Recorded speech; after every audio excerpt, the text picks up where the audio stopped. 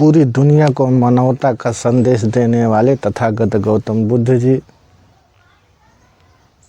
अपनी वाणी से समाज को जगाने वाले संत रैदास जी, संत कबीर जी और शिक्षा के जनक राष्ट्रपिता ज्योतिबा फूले, राष्ट्रमाता सावित्रीबाई फूले, आरक्षण के जनक साहू जी महाराज जी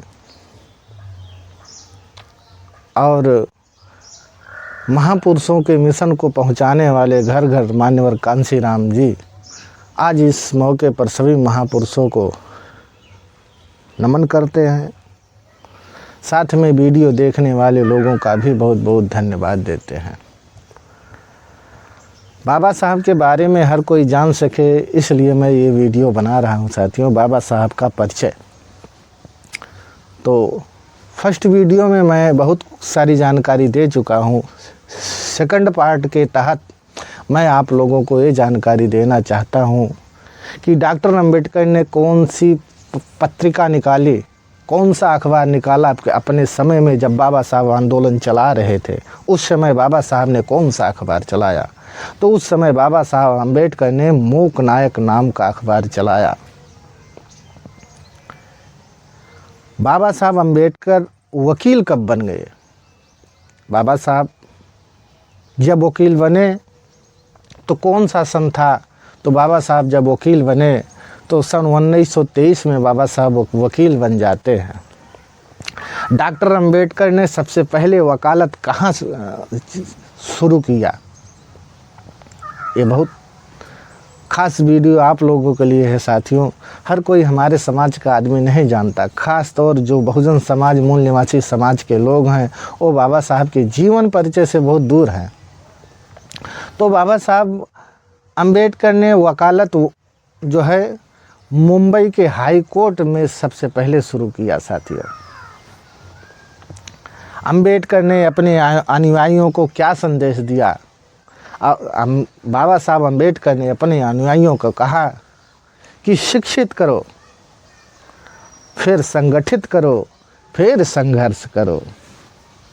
तो बाबा साहब अपने अनुयायियों को 3 मूल मंत्र दिए हैं: शिक्षित करो, संगठित करो, संघर्ष करो। बाबा साहब अंबेडकर लॉ कॉलेज के प्रोफेसर कब बने?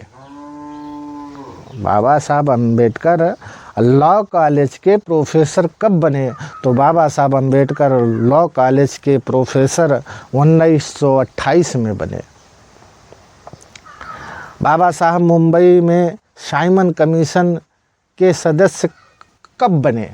साइमन कमीशन हमारे लोगों के लिए जो स्थिति थी, जो परिस्थिति थी, वो जांचने के लिए आया भारत में। तो उसके बाबा साहब सदस्य कौन से सन में बने? तो बाबा साहब अंबेडकर साइमन कमीशन के सदस्य 1928 में बनते हैं। बाबा साहब अंबेडकर काला राम मंदिर में अछूतों के प्रवेश के लिए आंदोलन कब चालू किया? पहले हमारे लोगों को मंदिरों में जाने का अधिकार नहीं था। तो बाबा साहब अंबेडकर ने ये आंदोलन कब चालू किया? तो बाबा साहब अंबेडकर ने मंदिर में, काला राम मंदिर में आंदोलन 3 मार्च 1930 को शुरू किया। जब उस काला राम मंदिर में जाने के लिए तमाम पाबंदियां लगाई गई, तब लोगों को समझ में लगा कि हाँ, हमारा विकास कहाँ से होगा। पूना पैक्ट किसके बीच में हुआ था साथियों? पूना पैक्ट में जो समझौते हुए, हमारे लोगों को जो अधिकार मिले थे उसको गांधी ने छीनने का काम किया। तो पूना पैक्ट का जो समझौता हुआ वो किसके बीच में हुआ? तो पूना पैक्ट का समझौता बाबा साहब अंबेडकर और गांधी के बीच में हुआ साथियों। जो बाबा साहब अंबेडकर ने हमारे लोगों के हक अधिकार के लिए जो अधिकार लेकर के आए थे, उस अधिकार को गांधी ने छीनने का काम किया। बाबा साहब के पास महात्मा गांधी के जीवन बचाने के लिए, जीवन दान के लिए कौन गया बाबा साहब के पास में? तो बाबा साहब के पास में गांधी का जो जीवन है उसको भीख मांगने के लिए कस्तूरबा गांधी, जो गांधी की औरत थी, उन्होंने बाबा साहब के सामने अपने आंचल को फैला करके भीख मांगा। तो कस्तूरबा गांधी ने बाबा साहब के सामने गांधी के जीवन की भीख मांगी। डॉक्टर अंबेडकर को गोल मेज कॉन्फ्रेंस का निमंत्रण कब मिला? बाबा साहब जब गोलमेज सम्मेलन में जा रहे थे तो वो जाने का न्योता इनको कब मिला? तो बाबा साहब अंबेडकर को 6 अगस्त 1930 को गोलमेज सम्मेलन में जाने के लिए न्योता मिला। डॉक्टर अंबेडकर ने पूना समझौता कब किया? ये हिस्ट्री सारी चीज़ बाबा साहब ने अपने बहुत सारी किताबों में लिखा है साथियों, बशर्ते हम लोगों को जानने की ज़रूरत है।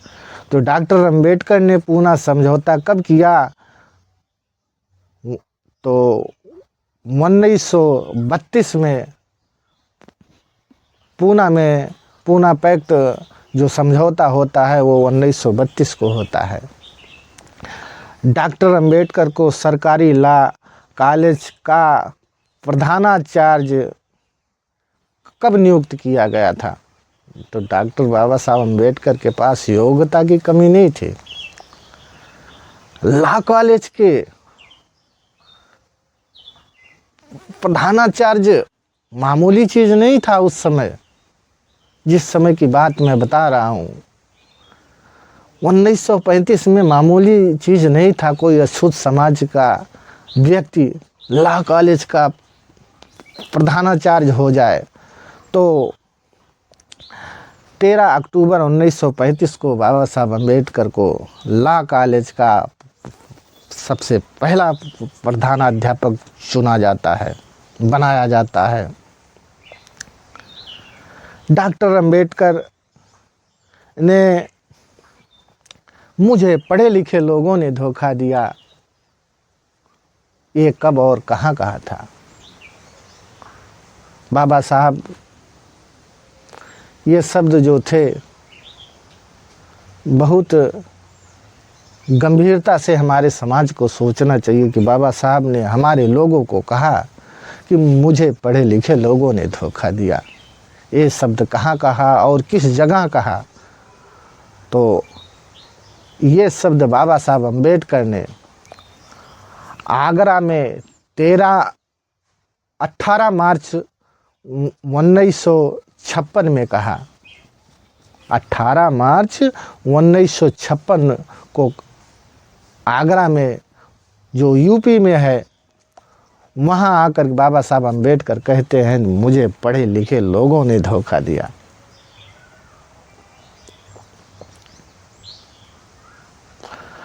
बाबा साहब अंबेडकर के पीए कौन थे?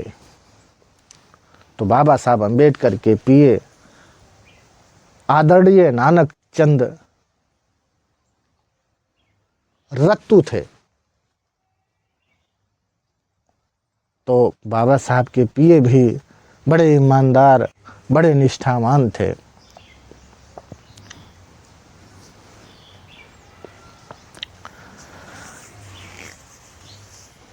बाबा साहब अंबेडकर ने अपने अनुयायियों को क्या कहा? डॉक्टर बाबा साहब के लाखों अनुयायी थे, उन्होंने अपने अनुयायियों को क्या संदेश दिया? इस कारवां को मैं बड़ी मुश्किल से, बड़ी कठिनाइयों के साथ मैं यहाँ लाया हूँ। मेरे अनुयायियों से मेरा यही निवेदन है कि अगर इसे आगे नहीं ले जा सकते तो इसे यहीं पर रोक देना और इसको कभी इससे पीछे मत जाने देना। तो बाबा साहब अपने अनुयायियों को यही संदेश देते हैं, ये मेरे अनुयायियों, ये कारवा, ये जो आप लोग देख रहे हो, इतनी त्याग तपस्या मुश्किलों को झेलते हुए मैं यहाँ तक लेकर के आया हूँ। अगर इसे आप लोग आगे ना ले जा सको तो इसको किसी भी कीमत पर पीछे मत जाने देना। देश के सबसे पहले कानून मंत्री कौन थे? तो देश के सबसे पहले कानून मंत्री डॉक्टर बाबा साहब अम्बेडकर थे। स्वतंत्र भारत की नई संविधान की रचना किसने किया? तो स्वतंत्र भारत की संविधान की रचना विश्व रत्न डॉक्टर बाबा साहब अम्बेडकर ने किया, जो अछूत समाज से आते हैं। इस देश को संविधान दिया, बहुजनों को संविधान दिया, बहुजनों को अधिकार दिया, महिलाओं को अधिकार दिया। तो साथियों, इस वीडियो को मेरे जितने भी चैनल पर देखने वाले लोग हैं, लाइक करें, शेयर करें, सब्सक्राइब करें और कमेंट तो ज़रूर करें साथियों। आपके कमेंट करने से ये वीडियो ज़्यादा रन होती है साथियों।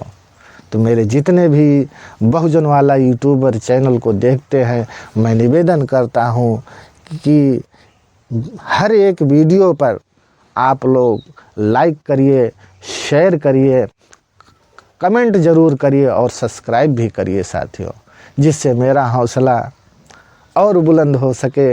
मैं आपको और नए नए तरीके से वीडियो बना के आप लोगों के बीच में शेयर करूं।